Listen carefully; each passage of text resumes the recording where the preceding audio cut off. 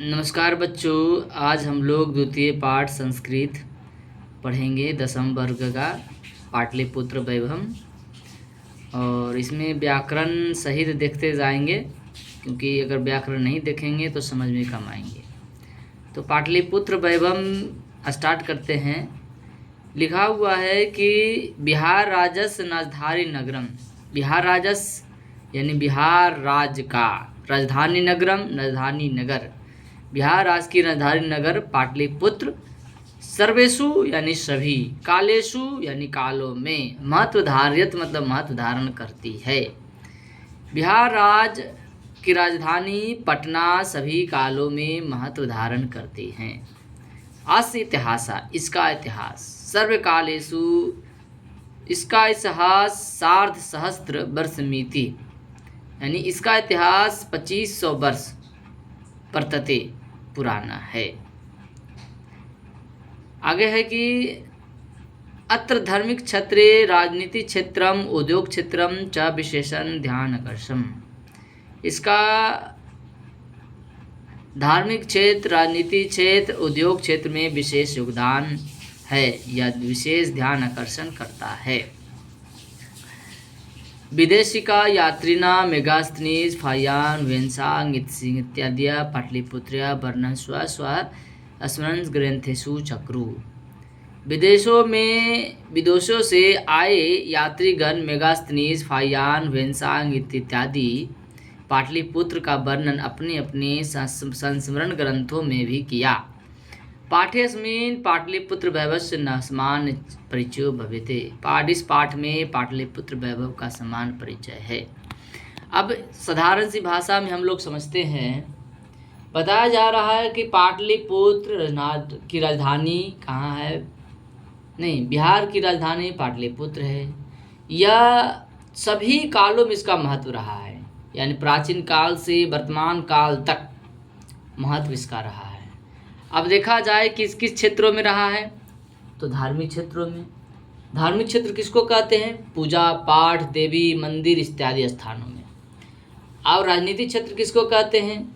तो सचिवालय, मुख्यालय, कार्यालय, राजा, प्रतिनिधि, ये सब राजनीतिक क्षेत्र हो गया। अब आगे है उद्योग क्षेत्र। उद्योग क्षेत्र कारखाना, ये सब वगैरह।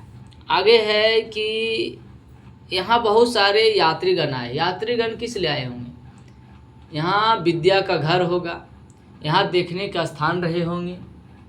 आप कहीं यात्रा क्यों करते हैं? इसलिए यात्रा करते हैं ताकि कुछ देखने को मिलेगा नया नया, या सीखने को मिलेगा नया नया। दो ही चीज़ तो होता है।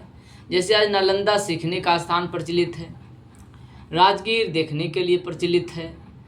तो बहुत कुछ ऐसे जगह हैं जहां आप भ्रमण करते हैं यात्री के रूप में। लेकिन ये सारे विद्वान थे, तो विद्वान यहाँ पर जब भी आएंगे, कहीं विद्वान जाएंगे तो सोच समझ के ही जाएंगे, और यहाँ पर उन्होंने अध्ययन किया। तो यहाँ कहा जा सकता है कि पाटलिपुत्र का कितना वैभव रहा होगा। इसी से क्वेश्चन आते हैं कि पाटलिपुत्र में कौन कौन लोग आए? तो या मेघास्थनीज, वेदसांग और सिंह, ये 3 विदेशी यात्री थे। ऑब्जेक्टिव बनता है, ध्यान रखिएगा। आइए नीचे थोड़ा सा पढ़ें। बीच में गोल घर का चित्र दिया हुआ है, आप जैसा कि देख सकते हैं। अब पाठ का आरंभ है यहाँ से। पाठ आरंभ होता है प्राचीनेषु भारतीयेषु, यानी प्राचीसु जहाँ लग गया सप्तमी एक वचन, सु सप्तमी एक वचन, क्वेश्चन आवेगा। बालकेषु, लतासु, प्राचीनेषु, यानी इसका हिंदी में पर लगाइएगा। तो प्राचीन भारतीयों में, नगरेषु जोड़ अन्यतम, यानी प्राचीन भारतीयों के नगरों में, अन्यतम मतलब एक, इसको तोड़िएगा तो क्या निकलेगा?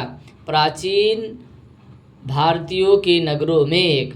पाटलिपुत्रम अनुगंगम, पाटलिपुत्रम जोड़ अनुगंगम, यानी पाटलिपुत्र नदी के किनारे। बसत विचित्रम, बसत विचित्रम यानी बसा हुआ, एक विचित्र मतलब अनोखा। महानगर, बभुई मतलब हुआ, बभुई मतलब हुआ, भू धातु लगा हुआ है। क्वेश्चन आवेगा, बभुई किस धातु का रूप है? तो भू धातु याद रखेंगे। महानगर का क्या अर्थ होता है?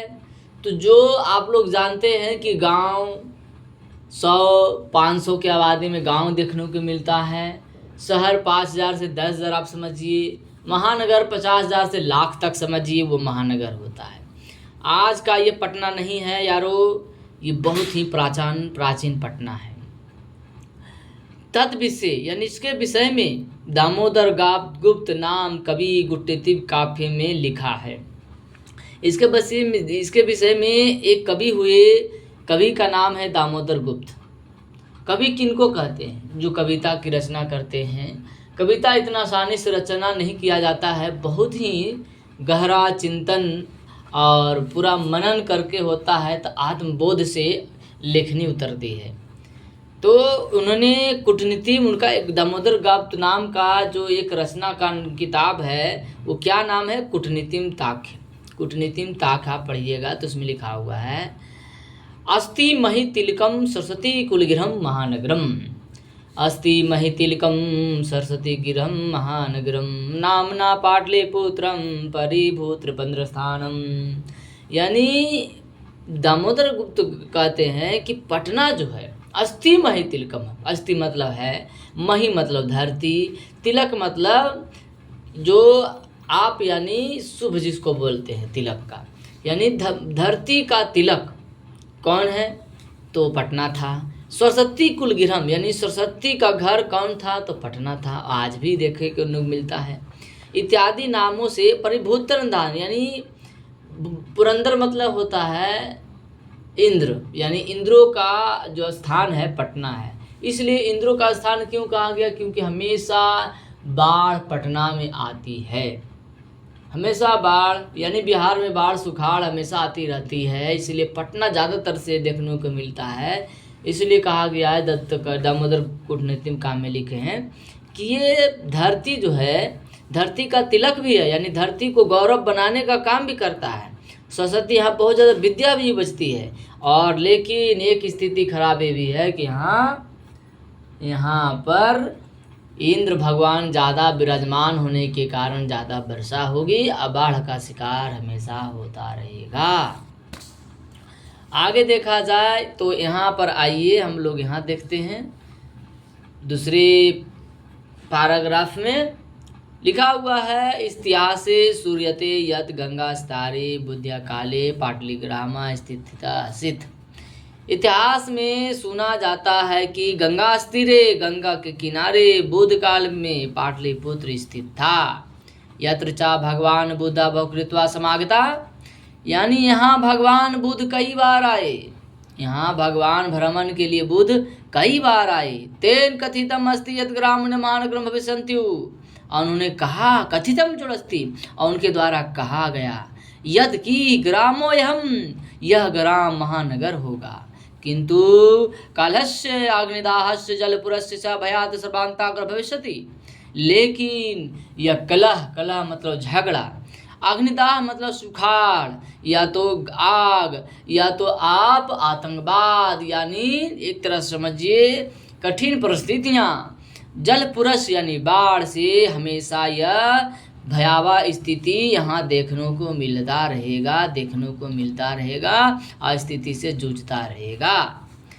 आगे कहते हैं, कालांतरेण पाटलिपुत्र ग्रामय पाटलिपुत्रमिति कथिता, कालांतर में पाटलिपुत्र यानी समय के बढ़ते बढ़ते पाटलिपुत्र ही पाटलिग्राम है ना, पाटलिग्राम ही पाटलिपुत्र हुआ। यानी पहले पटना जो था एक गांव के रूप में था, और जैसे धीरे धीरे समय बढ़ता गया, वो एक समय ऐसा आया कि पाटलिपुत्र कहलाया, एक शहर कहलाया, है ना। जैसे जनसंख्या बढ़ती है तो जनसंख्या ही तय करती है गांव से नगर, नगर से महानगर। आगे हैं चंद्रगुप्त मौर्य काले अस्य नगर शोभा रक्षा व्यवस्था उत्कृष्टा कहते हैं चंद्रगुप्त काल के मौर्य के समय में नगरों का शोभा रक्षा व्यवस्था अति उत्तम था। क्वेश्चन आवेगा, किसके काल में नगरों का शोभा व्यवस्था बहुत अच्छा था? चंद्रगुप्त के काल में।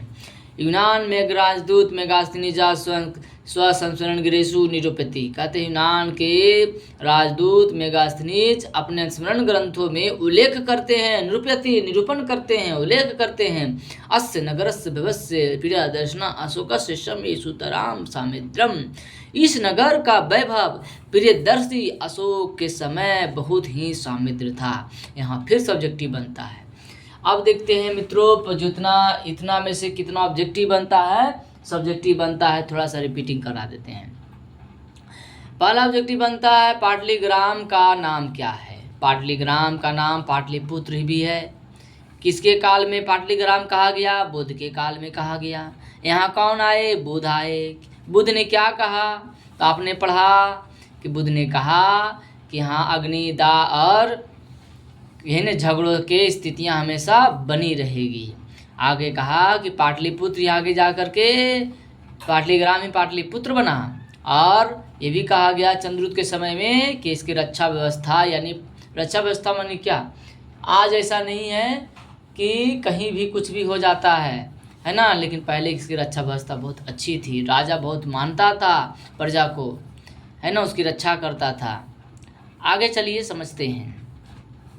बुद्ध काल में से पाटलिपुत्र प्राचीन सरस्वती पंत्रा पर्वते राजशेखरा काव्यमीमांसा नाम के कवि शिक्षा प्रमुखे ग्रंथे साधरम सहस्मृति। कहते हैं बुद्ध काल के बहुकाल मतलब बहुत समय के बाद पाटलिपुत्र प्राचीन सरस्वती परंपरा, कहते हैं बहुत समय तक, बुद्ध काल बहुत समय तक हमारा पटना में सरस्वती परंपरा मतलब कि एक दूसरे से शास्त्रार्थ होता था। विद्या यानी अर्जित करने का एक और साधन ये था कि विद्वान आपस में बात करते थे, आपस में तर्क वितर्क करते थे और बीच सभा में लोग बैठते थे और सीखते थे। जैसा कि आज मीडिया में आप बैठते होंगे कि बड़े बड़े लोग बैठते हैं, आप लोग सुनते हैं, उनसे सीखने को मिलता है।